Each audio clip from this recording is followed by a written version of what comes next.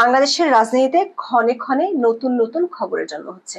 নির্বাচন কবে হবে সে ঘোষণাকে ঘিরে বেশ জটিল হয়ে যাচ্ছে অন্দরমহলের রাজনীতি। এই জটিলতার ছক কষতে শুধু দেশীয়রাই নয়, অতীতের রহস্যময় বিদেশিরাও যোগ দিচ্ছেন। খবর হলো, বাংলাদেশের রাজনীতিতে রহস্যময় বিদেশি হিসেবে পরিচিত সাবেক মার্কিন রাষ্ট্রদূত পিটার হাসের সঙ্গে কক্সবাজার গিয়ে বৈঠক করেছেন সরকার সমর্থিত কিংস পার্টি এনসিপির ৫ নেতা। আর তারা বৈঠকটি করছেন এমন একটি দিনে যেদিন ঢাকার মানিক মিয়া এভিনিউতে এনসিপি নেতাদেরকে খুশি করার জন্য জুলাই ঘোষণাপত্র পাঠের অনুষ্ঠান আয়োজন করা হয়েছে। প্রশ্ন হলো, সেদিনই কেন এনসিপির ৫ নেতাকে কক্সবাজারে গিয়ে পিটার হাসের সাথে বৈঠক করতে হবে? আবার ৫ই আগস্ট দুপুরে এনসিপির কয়েকজন নেতা যমুনায় প্রধান উপদেষ্টার সরকারি বাসভবনে গিয়ে তার সাথে বৈঠক করেছেন। বাংলাদেশের কিছু গণমাধ্যমের খবর হলো, অধ্যাপক ইউনূস ৫ই আগস্ট রাতে জাতির উদ্দেশ্যে ভাষণ দিতে পারেন। সেই ভাষণে তিনি কবের মধ্যে নির্বাচন হতে পারে এবং সে বিষয়ে নির্বাচন কমিশনকে প্রস্তুতির কথা বলতে পারেন। এমন পরিস্থিতিতে নেট দুনিয়ায় অনেকের আশঙ্কা, নির্বাচন ঠেকাতে কি কিংস পার্টির এমন সাগর ও নদীর পাড়ের তৎপরতা? বিস্তারিত জানতে চলুন যাওয়া যাক বিশ্লেষণে।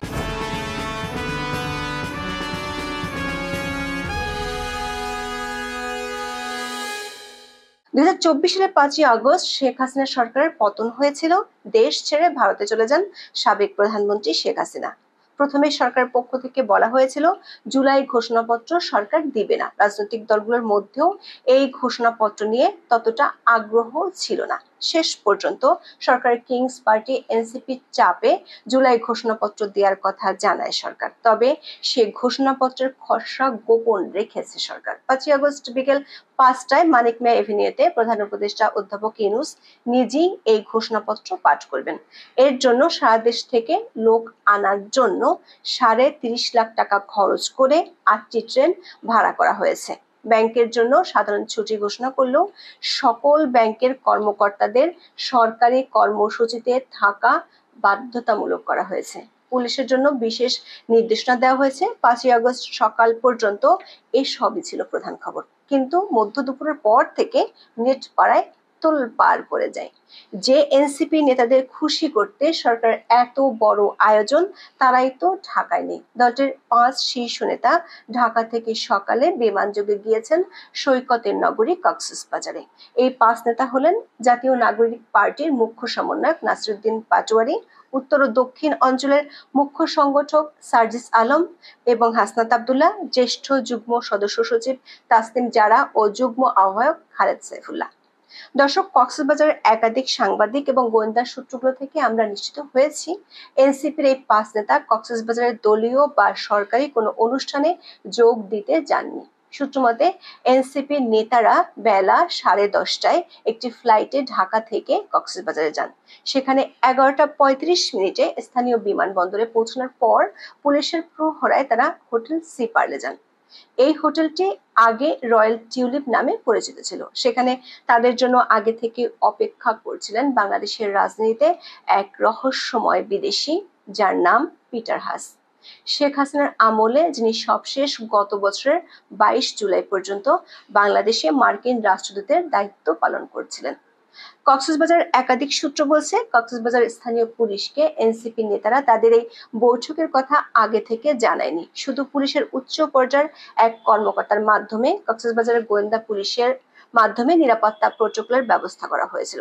কিন্তু সামাজিক মাধ্যম এবং গণমাধ্যমে পিটার হাসের সাথে এনসিপি নেতাদের বৈঠকের খবর ছড়িয়ে পড়লে টনক নড়ে এনসিপি নেতাদের। তড়িঘড়ি করে দুই নেতা নাসিরুদ্দিন পাটোয়ারী এবং তাসনিম জারা দাবি করেন এই বৈঠকের খবর একেবারেই ভিত্তিহীন। তারা ব্যক্তিগত সফরে কক্সবাজার গিয়েছিলেন। নাসিরুদ্দিন পাটোয়ারী বিবিসি বাংলাকে বলেছেন, কারোর সঙ্গে দেখা করতে নয়, হুট করে ঘুরতে তারা কক্সবাজার গিয়েছেন। পদযাত্রাতে টায়ার্ড হয়ে গিয়েছিলেন, জাস্ট এমনি একটু সাগর পাড়ে গিয়েছেন। প্রশ্ন হলো, জুলাই আন্দোলনের বর্ষপূর্তির দিনে সরকার মানিক মিয়া এভিনিউর অনুষ্ঠানে লোক আনার জন্য ট্রেন ভাড়া করেছে, কর্মকর্তাদের বাধ্য করেছে অনুষ্ঠানে যোগ দিতে, আর এই সবই করছে কিংস পার্টি এনসিপি কে খুশি করতে। আর সেই এনসিপি নেতাদের দল বেঁধে ব্যক্তিগত ভ্রমণে ৫ই আগস্টই কক্সবাজার যেতে হলো কেন? বিষয়টি সত্যি সত্যি ভাবনার। কেন তাদেরকে ব্যক্তিগত ভ্রমণে 5ই আগস্টে কক্সবাজার যেতে হলো? আবার যে হোটেলে গেলেন সেখানে আবার রহস্যদূত পিটার হাসকি থাকতে হবে কেন? সামাজিক মাধ্যমে এই বৈঠকের সাথে অনেকে মেলাচ্ছেন তথ্য উপদেষ্টা মাহফুজ আলমের 4 আগস্ট দেয়া একটি পোস্টকে ঘিরে। 4 আগস্ট মাহফুজ আলম লেখেন, 1-11 পদধ্বনি শোনা যাচ্ছে। তিনি এই পোস্ট দেওয়ার পরপরই বিতর্ক দেখা দেয়। বিএনপি নেতা সালাউদ্দিন আহমেদ বলেছিলেন মাহফুজ আলম হয়তো সে পোস্ট ডিলিট করে দিবেন। এর কিছুক্ষণ পরেই মাহফুজ আলম পোস্টে ফ্রেন্ডস অনলি মি করে দেন। অনেকেই বলছেন মাহফুজ আলম সহ সরকারের বেশ কয়েকজন উপদেষ্টার মধ্যে ক্ষমতা হারানোর ভয় ঢুকে গেছে, সেজন্য তারা মানুষকে ভয় দেখাচ্ছেন। আর যাতে ক্ষমতা হারাতে না হয় সেজন্য কি পিটার হাসের সাথে এই বৈঠক হয়েছে? সরকারের একাধিক সূত্র বলছে এনসিপি নেতাদের একটি টিম যখন কক্সবাজারে পিটার হাসের সাথে বৈঠক করছিলেন তখন এনসিপির 2 শীর্ষ নেতা ঢাকায় প্রধান উপদেষ্টার বাসভবন যমুনায় অধ্যাপক ইউনূসের সাথে বৈঠক করেছেন। সূত্রগুলো বলছে এনসিপি নেতাদের মাথা ব্যথা জুলাই ঘোষণাপত্র নয়, বরং অধ্যাপক ইউনূস রাতে জাতির উদ্দেশ্যে ভাষণ দিতে পারেন। সে ভাষণে ত্রয়োদশ জাতীয় সংসদ নির্বাচন ফেব্রুয়ারির মধ্যে হবে এমন একটি ইঙ্গিত তিনি দিতে পারেন। সে অনুযায়ী নির্বাচন কমিশনকে প্রস্তুতি নেয়ার কথা বলতে পারেন। এনসিপি নেতাদের মাথা ব্যথা সেখানেই। তারা কোনোভাবে নির্বাচন চায় না, কিন্তু প্রশ্ন হলো নির্বাচন ঠেকাতে হলে পিটার হাসের সাথে বৈঠক করতে হবে কেন? তিনি তো আর এখন মার্কিন রাষ্ট্রদূত বা চার্জ দ্য অ্যাফেয়ার্স নন। মার্কিন বর্তমান প্রশাসনের সাথে তার এই মুহূর্তে সরাসরি কোনো সম্পর্ক নেই। দর্শক, আমরা এর আগে একটি ভিডিওতে বলেছিলাম পিটার হাস বাংলাদেশের ইতিহাসে সবচেয়ে বড় রহস্যময় কূটনীতিক। সূত্রগুলো বলছে এই পিটার হাসের মাধ্যমে এনসিপি নেতারা একজন প্রভাবশালী মার্কিনীর সাথে যোগাযোগের চেষ্টা করছেন, যার সংস্থার অর্থায়নে চলে ইউনূস সেন্টার। এই রহস্যময় মার্কিন ব্যক্তি ও তার সংস্থাটির বিরুদ্ধে মার্কিন ডিপ স্টেট ষড়যন্ত্রের অভিযোগ আছে, যে ষড়যন্ত্রের মাধ্যমে বিশ্বের বহু দেশের সরকার পতনের অভিযোগ আছে। 2022 সালের 15 মার্চ বাংলাদেশে মার্কিন রাষ্ট্রদূত হিসেবে যোগ দেন পিটার হাস। আলবার্ট মিলার দায়িত্ব শেষ করার পর পিটার হাস রাষ্ট্রদূত হয়েছিলেন। 2022 সালে মিলার ঢাকা ছেড়ে যাবার মাসখানেক পর নতুন দায়িত্বে এসেছিলেন পিটার হাস। তখন র্যাবের নিষেধাজ্ঞা বেশ আলোচনা ছিল। পিটার হাসের সময় বেশি আলোচনা ছিল বাংলাদেশের দ্বাদশ জাতীয় সংসদ নির্বাচন। ধীরে ধীরে পিটারের সাথে তখনকার আওয়ামী লীগ সরকারের দূরত্ব তৈরি হয়। নির্বাচনের আগে রাজনৈতিক দলগুলোর সাথে বৈঠক করা শুরু করেন মিস্টার হাস। নিজেই চিঠি দিয়ে গিয়েছিলেন জাতীয় পার্টির দপ্তরে। নির্বাচনের তফসিল ঘোষণা হলে রণে ভঙ্গ দেন পিটার হাস। আকস্মিকভাবে তিনি চলে যান ছুটিতে। তার সেই ছুটিতে যাওয়া নিয়ে রহস্য দেখা দিয়েছিল, কারণ নিয়ম অনুযায়ী তখন তিনি বাংলাদেশের পররাষ্ট্র মন্ত্রণালয়কে জানিয়ে ছুটিতে যাননি। এমনকি পিটার হাসের রহস্যময় আচরণ নিয়ে তখন সামাজিক যোগাযোগ মাধ্যমে বেশ ট্রলও হয়েছিল। পিটার হাসের রহস্যময় আচরণ নিয়ে মার্কিন প্রতিরক্ষা মন্ত্রী লয়েড অস্টিনের কাছে অভিযোগ করেছিলেন ভারতের পররাষ্ট্রমন্ত্রী এস জয়শঙ্কর ও প্রতিরক্ষা মন্ত্রী রাজনাথ সিং। 2003 সালের 10 নভেম্বর অনুষ্ঠিত বৈঠকে তারা এই অভিযোগ করেছিলেন। বাংলাদেশের রাষ্ট্রদূতের দায়িত্ব পালন শেষে পিটার হাস 2024 সালের 22 জুলাই কোটা সংস্কার আন্দোলন চলার সময় মধ্যরাতে ঢাকা ছাড়েন।